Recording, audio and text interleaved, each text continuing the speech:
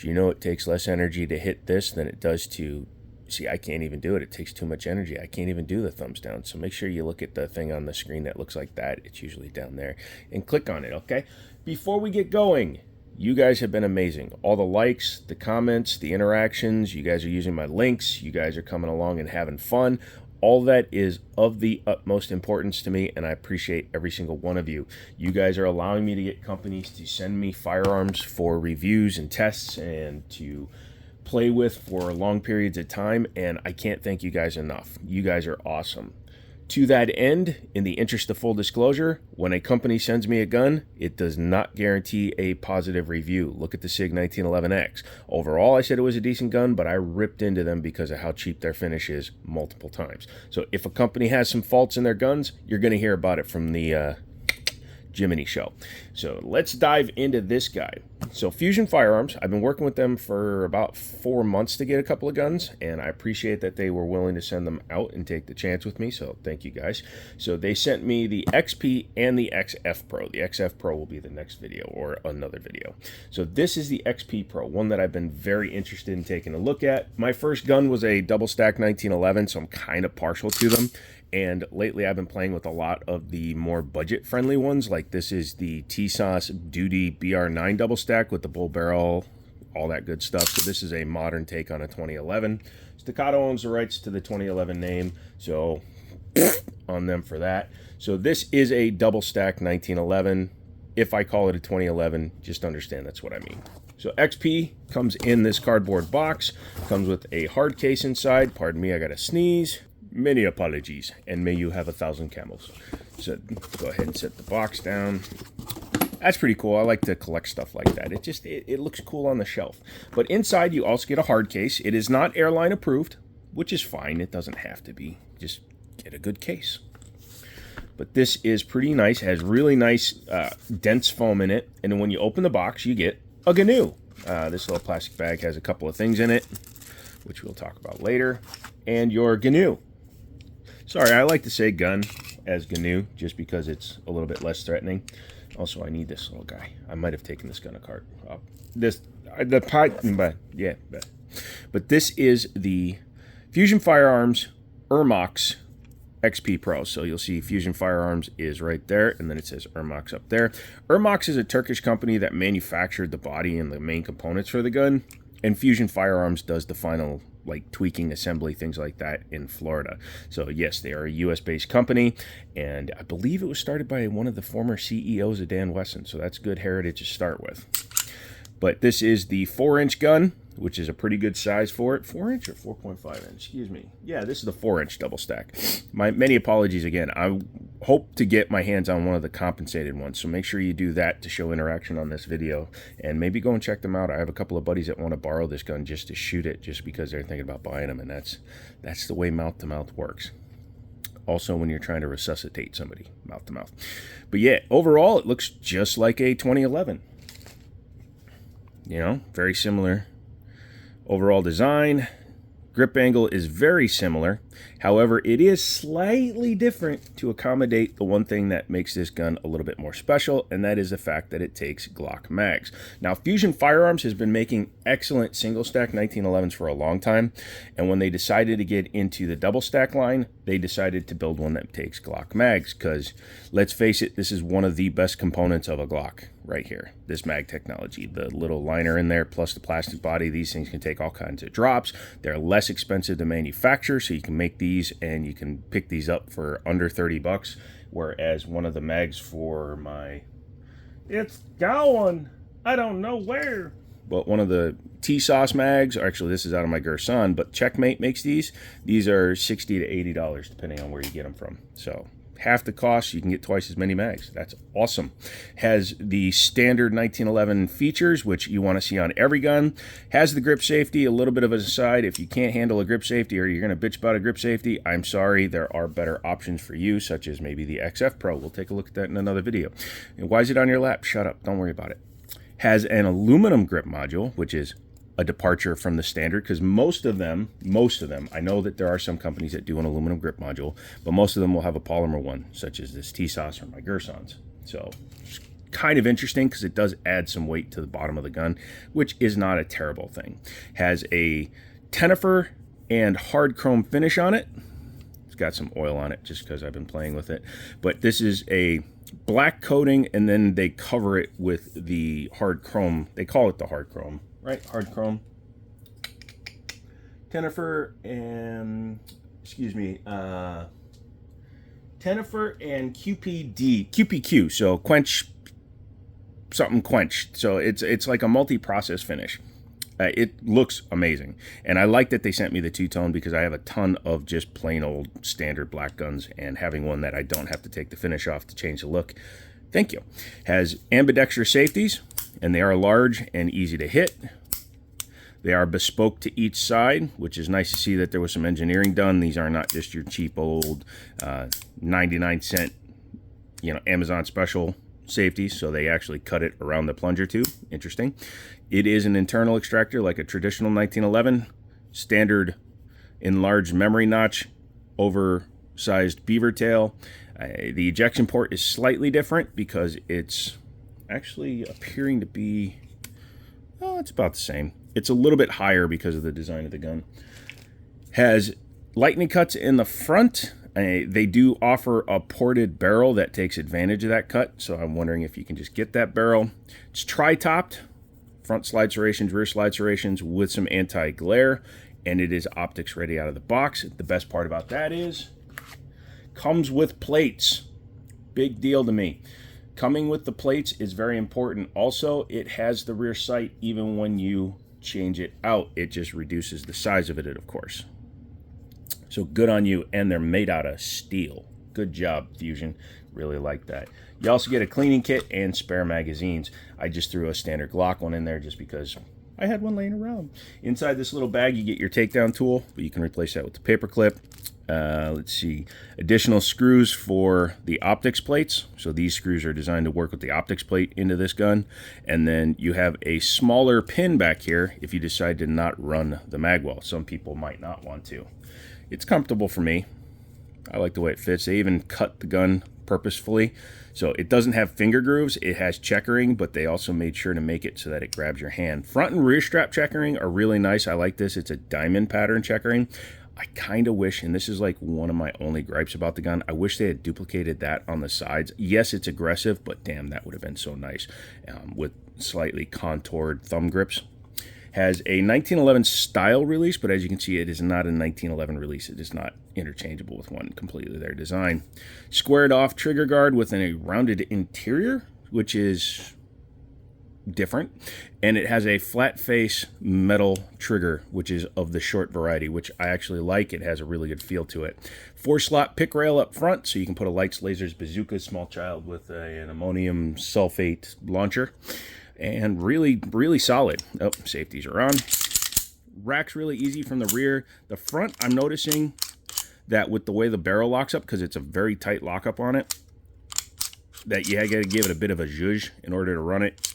You can lobster claw it, but if you just grab these serrations, if they had cut these just slightly deeper, I think that would work. You can lobster claw it a little bit, but versus how nice the back ones are. So that's little niggle number 2. Other than that, pretty solid. Extended slide lock slide release, which I really do like. It makes it very easy to hit. Also, you can do the grand thumb load. I call it the grand thumb load, because when you shove the mag up, it drives your finger down on the slide lockets. So this is what I was talking about. There's a little bit of a lockup issue if you just try to grab the gun from the front. So just be careful with that. We'll wait and see what happens when it breaks in, because it might be catching on the disconnector as well. Overall, the fit is really nice. The magwell is blended into the body of the grip, which is really nice to see. So when you do a quick reload, every single one of us, look at any gun tuber and watch them try to insert a mag after saying it has a magwell for quick reloads. It has a mag for quick reloads.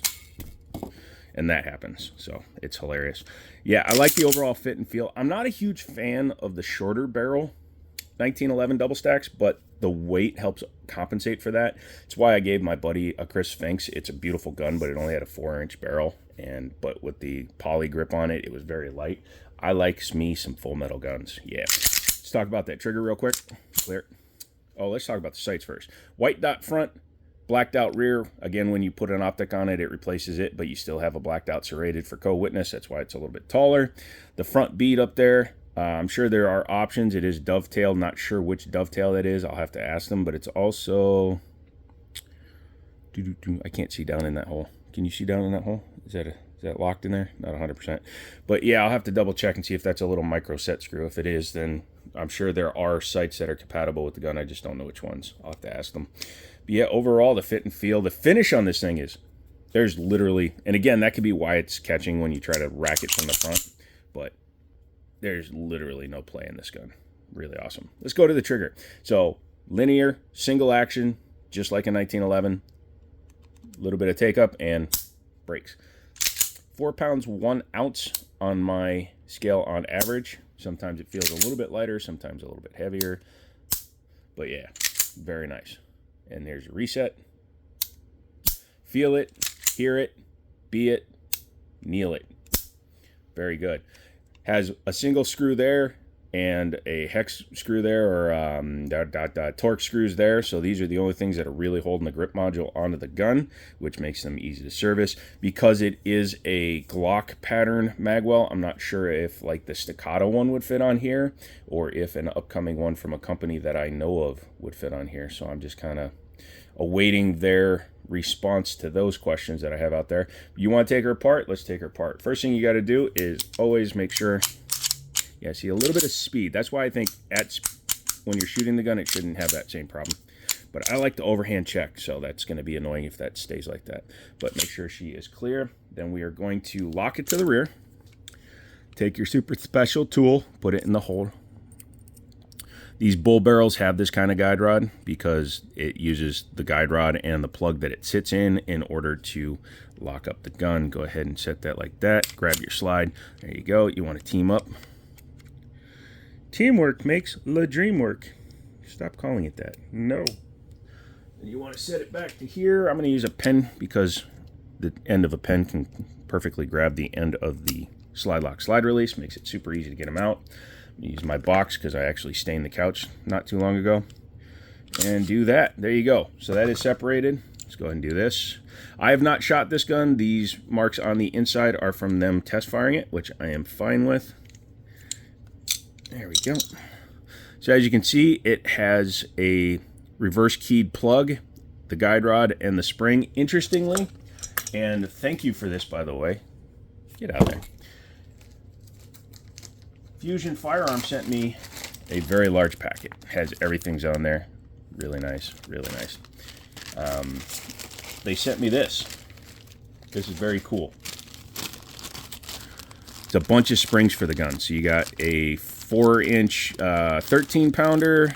You got the 9-pounder, 7-pounder, 10-pound, and one for the XF Pro. So these homies hooked me up with all kinds of these. And this is also important for a gun like this because what if you're shooting 115 then decide to switch to 124? Maybe the 124 needs a stiffer spring. I think it's got a 12-pounder in there right now, but it's super easy to get out. All you have to do is you got to pull this back. It's best if you use like a pair of pliers or something to help you, because, or if you have good hands, then you can just pull that out and then doink and replace the spring, put that back on. I'm going to leave it with the spring it's got. I'm going to run 115 grain, see how it runs, but I will take the spare springs to the range with me. You'll have to check with them. I'm not 100% sure if every gun ships with all those parts. And then you can just take out the barrel, and it uses a standard lockup, just like all 1911s use. A couple of lugs up top. Very short, thick barrel. I wonder if they were planning on offering this gun in 45 and just never did it. But yeah, as you can see, it's got a nice flare to it. Reverse crown there. You can see, helps protect the threads a little bit, or the end of, not the threads, but helps protect the ends of the rifling in case you were to set it down muzzle first. Looking inside the slide, it's a Series 70. Thank Yahweh. And it's got a little bit of dirt in there because they did test fire this gun before they sent it. I showed the shells earlier, and that is perfectly fine. And that's some good looking steel in there.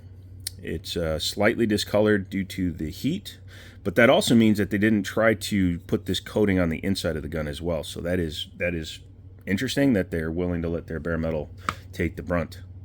Unless that is discoloring on their hard chrome, and then I still approve. But taking a look at the frame, very simple, which is perfectly fine in my opinion. Standard style rails, they did open up here, even though this is a steel frame, this is opened up. This is where your slide lock slide release goes through. On a standard 1911, a steel frame that's normally closed in and it's an extended piece of rail. This one, they've opened up the entire slide rail, which is something I kind of said was not. It on a standard 1911, these rails go all the way across. So I apologize about saying that. But yeah, they've completely opened it up on top. This helps for flex. On an aluminum framed gun, maybe they were planning an aluminum frame and it's easier to mill if you don't have to change them or forge them. On an aluminum frame gun, after a lot of rounds, this could actually kink the rail and then it'll jam your gun. That is not possible with this setup. Very nice and very nice finishing. You can see inside of here, they took time. Looks like they, yeah, super smooth. Very nice. And you can see inside here, it is a single piece bow. Owie. Don't drop on an empty gun or a no top gun, but yeah, that's why my finger was there. And being Series 70, it just has the disconnector right there. Pretty sweet. Not bad. Shaped ejector. I think they did that on purpose again too, because of the size of the 9mm cartridge. That's why I'm wondering if maybe they were designing this thing to be 45 at some point. Very nice. That's your field strip gun. Pretty easy since the recoil spring doesn't go flying and there's no bushing. You don't have to worry about having too many parts. Let's go ahead and reassemble her. Take your doit and you shaboink. Very tight tolerances. In the 1911 world, sometimes that can actually cause issues. We'll see if that is the case with this particular firearm arm. Alrighty, you. There we go. Sometimes it can be a little tight because, especially when it's a reverse keyed plug, you can see there's not much room there. It's actually designed for this thing to go through one specific spot in the keyed plug there. Sorry. The way it's designed to go in there. So it's designed specifically for that. And again, a standard paper clip would work too. So, all right. Make sure your link is in the down position when you're holding it like this, your slide, your frame. I will be throwing an extra bit of oil on this gun just to make sure that she has the best chance at full functionality. Just something I do personally. You don't have to. A lot of these guns are designed just to run as soon as you take them out of the box.